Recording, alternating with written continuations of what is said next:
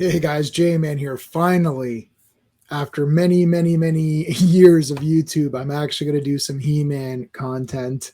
I want to make this regular. I want to go through all of the He-Man mini comics. If that is successful, if you guys like that, we're going to do a lot more He-Man stuff. So He-Man's my favorite kind of property. J-Man is from He-Man. My J looks like the battle armor He-Man. H, same font. The crack that Skeletor punches, that's obviously Skeletor punching. The crack from Battle Armor He-Man. So I do love He-Man. It was my biggest collection as a kid. I don't know how many there figures there were. I had 64 figures as a kid. I didn't have Scareglow, Ninjor. There's a few guys I missed out on, but I had almost everybody. For the vehicles, I had quite a lot of vehicles. They're all gone now. I still have my childhood Castle Grayskull, which is destroyed to nothing. It's just a shell. It's not even worth even saying you have it. For classics, I have every classic that came out. I was part of Matty Collector. I even have the big super Masters of the Universe Classics Grayskull, that big super one. So I love He-Man. It's just the best. And these mini comics are really kind of what started it all. Let's go through the first one. He-Man and the Power Sword. This is Masters of the Universe. This is absolutely beautiful art. Now, I bought this on digital through Comixology. They've got these. I think I had this comic. So I have a lot of the mini comics, actually. I don't know if I have the full collection, but I have a lot of them. They're all in storage, nicely preserved. But this is the comics. Well, that's not Comixology anymore. Now it'd be on Kindle. But when I bought this, it was through Comixology. A little bit different to what you know as He-Man. So this is He-Man, sort of your savage He-Man. Looks really great. The art is magnificent in these. They're not really, at least these first ones, they're not comic books. They're more like storybooks. And a storybook would be a photo or painting, drawing, and then you'd have text explaining what's going on in the drawing, versus a comic where He-Man would be speaking, and they might, you might have a word bubble saying, bye, He-Man, or see you later, guys, so it's not really that. But He-Man leaves the tribe. There's evil in Eternia, and he's going out there to take care of it. He appears here and sees this monster attacking this beautiful green goddess, which, she's called Sorceress here. We call her the Green Goddess as He-Man fans, just to differentiate with this sort of the Teela toy armor with the green skin. The mysterious Castle Grayskull, yes, the mysterious Grayskull.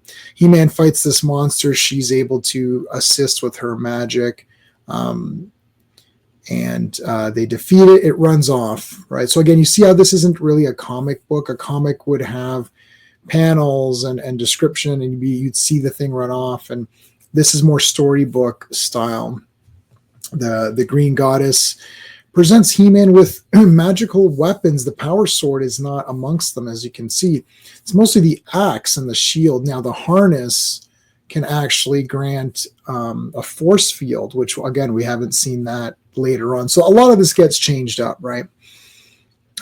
He-Man actually is creating a little headquarters for himself, a base, and he's literally punching like sections out and making it with his bare hands because he's super strong. So the artifacts have given him strength, and she's also given him this vehicle over here.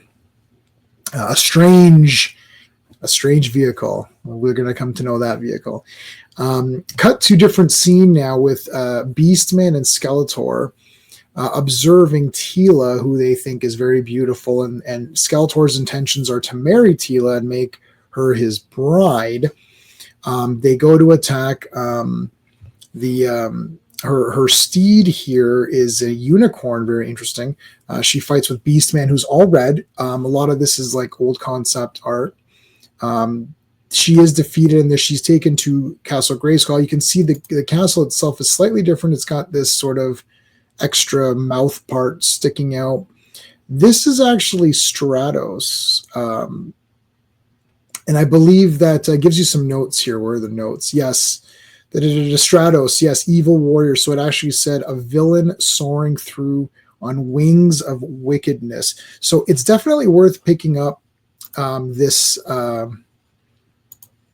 this collection on Amazon because it gives you these great notes here. They enter the castle. So Skeletor has half of the power sword. You can actually see that it's like a little bit of a half here. Now that was a big thing with the toy, having the two halves that merge together. It is gray, not purple, so there's that to consider.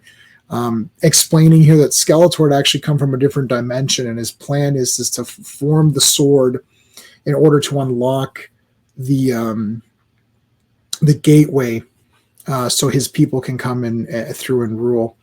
He ties Tila up. He comes underneath here. He's got a map to help him out as well.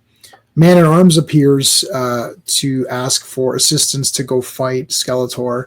Now, it's all sort of assumed that He-Man knows some of these guys. So it's just sort of like shorthand here. Now, the strange vehicle is actually able to teleport, which is kind of cool. So I haven't really seen that. They try to get through this door here. There's like these kind of shadowy demons. Skeletor's lightning sword is able to bat them off. Slashes the door, slashes that door. Really cool. Again, love the art here. Beautiful. So He-Man is now approaching the castle. Beastman is protecting it by firing down on He-Man with this cool weaponry up here. Now, He-Man here has a force field. You can kind of see they've outlined it here. So this force field protects him, but Beastman is pretty smart. He's smarter here than he is in the TV show because he starts to aim at the vehicle, which doesn't have the energy protection. Okay, Skeletor is got the swords here. Cut back to Man-at-Arms coming in to fight Beastman. So Man-at-Arms is basically saying, "I'll fight Beastman if you can go get in Grayskull and stop Skeletor." So you can see He-Man is prying that open. Pretty cool.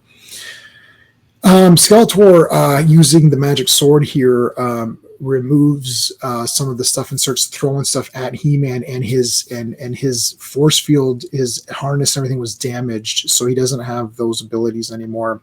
And I think it's established that the actual gear is giving him his super strength. So there's no "I have the power" or whatever. Green Goddess, who is really the sorceress kind of in this story. They refer to her as sorceress, so you could say, is that the sorceress or a sorceress? But I think she's supposed to be the sorceress. Splits the swords and says, "You guys, I've had enough of this. I'm going to hide them." Big battle outside. Tila awakes after being captured. She's freed, and they just beat the crap out of Skeletor and Beastman. Beastman and Skeletor are outnumbered. They take off, and everything is good to go with Castle Grayskull. The sword, the two halves have been moved so that nobody knows where they are, and these three are going to protect the realm. So there you have it. That is the first mini comic. Let me know what your thoughts are on these mini comics. I think they're awesome. I know it's not He-Man in the way that you guys consider, He-Man, but I think it's very cool. They're very neat. The art is great. They're building a world here with these comics and these toys that you can, make your own stories. It's very loose. It's like Skeletor, Beastman, bad guys. There's power swords. This is what imagination was, this is how you would form your imagination, by getting into these stories and the mixture of the technology, but also magic. So fantasy, vehicles, dragons, unicorns, castles, magic swords, sorcery, right? Skeletor, skeleton guys, right? So really cool stuff. He-Man is really a very unique property, and one of the best properties for me that's ever happened. Right there with like your Star Wars and all that other great stuff that we all love, Transformers, right? Anyway, that's it. Easy peasy. Just wanted to go through that with you. Let me know in the comments if you like this kind of thing. I will do more. Please consider subscribing to the channel. Check out some of my other stuff. Remember to hit the like button. Thanks, guys. Until next time. Hey friends, you've just been listening to J-Man, and he is the smartest person who ever lived. So make sure you like and subscribe.